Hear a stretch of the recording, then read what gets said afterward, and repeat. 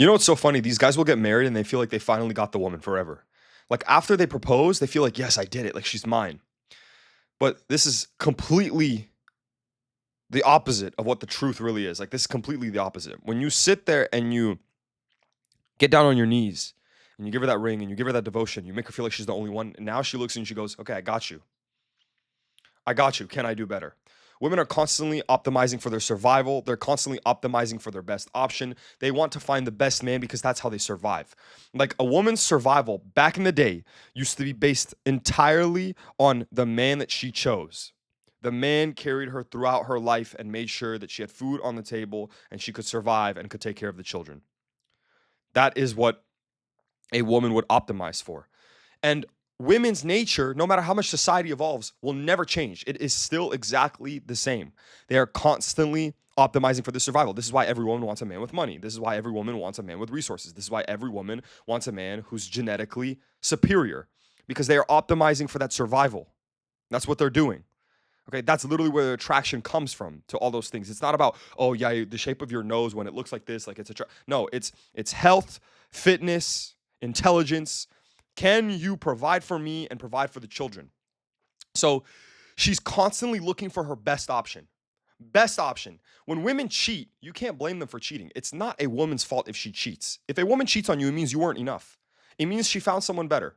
You could have been the best. You had the chance to be the best. You could have been hustling and working, but instead you spent all your time with her. You didn't improve yourself. You didn't continue leveling up and didn't know how to play the game. You didn't understand her psychology, so you played all your cards wrong, and now she found somebody better and she left you. That is not her fault. That's your fault. That is not her fault in any way. A woman isn't loyal to loyalty. She's loyal to her emotions and her natural instinct to find the best option. Meaning, if a better option comes along, she's going to cheat on you. And you can't blame her for this. This is the way they are wired. So, this is what you have to understand. When you give her that ring, when a man marries a woman, now she looks at that man and she goes, okay, I completed the game. Like the game's over. Right? Because you're giving her that commitment, you're devoting your life to her, you're saying till death do us part, and you're dedicating your entire life to her. So now she looks at you and she goes, okay, I got this man to devote. This man makes this much money, he looks like this, he's got this. But wait a minute, I got him to commit.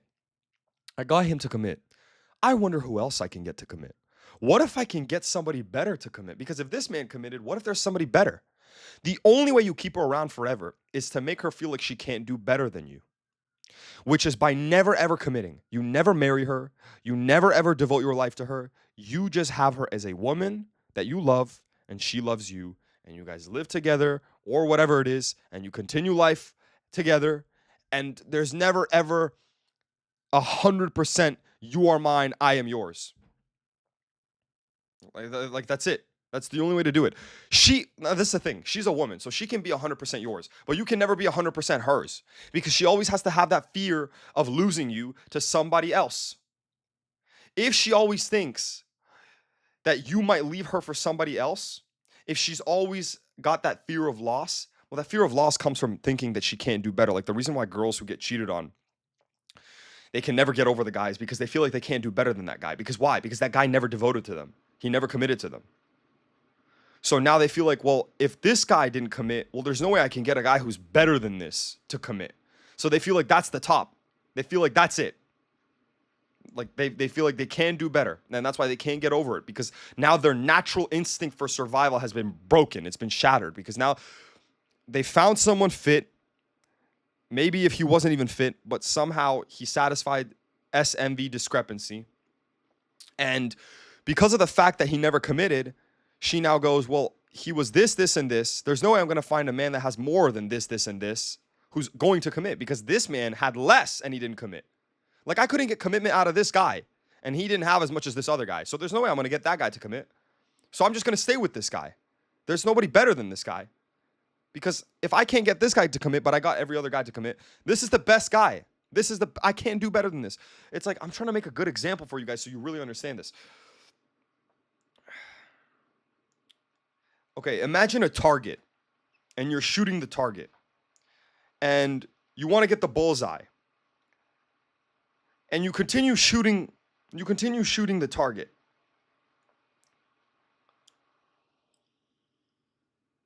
Oh man, that's a horrible analogy.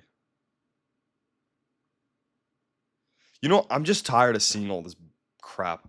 I'm so tired of it. It's like these men don't understand what they're doing. They're getting married, and all it is just them committing to a life of misery. That's it. That's all it is. Like these men, the second they get married, they're now giving power to the woman. And if you give power to a woman, well, that means you're giving her the power to control your life. If she knows that if she leaves you, you're going to be broken, then guess what? She's going to use that against you. When she doesn't get her way, she's going to be able to use that against you. And she's going to do it. Why? Because she's human. You can't blame her for this. That's not her fault for doing that. You gave her the power. It's your fault for giving her the power. Like when you marry a woman, she looks at you and she goes, okay, I completed the game. Can I do better than this man? This man committed to me. Who else can I get to commit to me? Marriage is the beginning of the end. You always want her to feel like she can't do better than you. You make her feel like she can't do better than you by you never giving your entire life to her. Like you can never ever fully devote yourself to her. If she feels like she can never fully have you, the only way that she feels like she can do better is if she's fully got you. That's why like a lot of the times, let's say a man cheats. Cheating is a great way to make her feel like she can't do better than you. But it's only great if you know how to react after she confronts you about why you cheated. When she comes to you and she goes, I can't believe you cheated on me, da da da da da da da da. We're done. All you gotta do is say, okay, fine. No problem. You want to leave? You got a problem with it? Go ahead. That's it. She's gonna stay with you. She's not gonna leave you.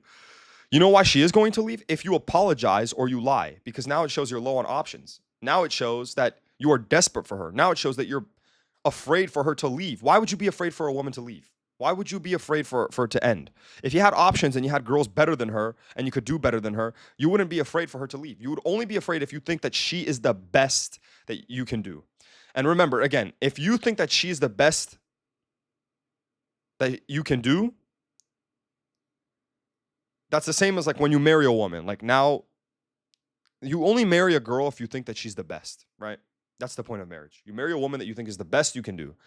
And you will only beg for a woman to stay after you did something wrong if you think she's the best you can do because you don't want to lose her.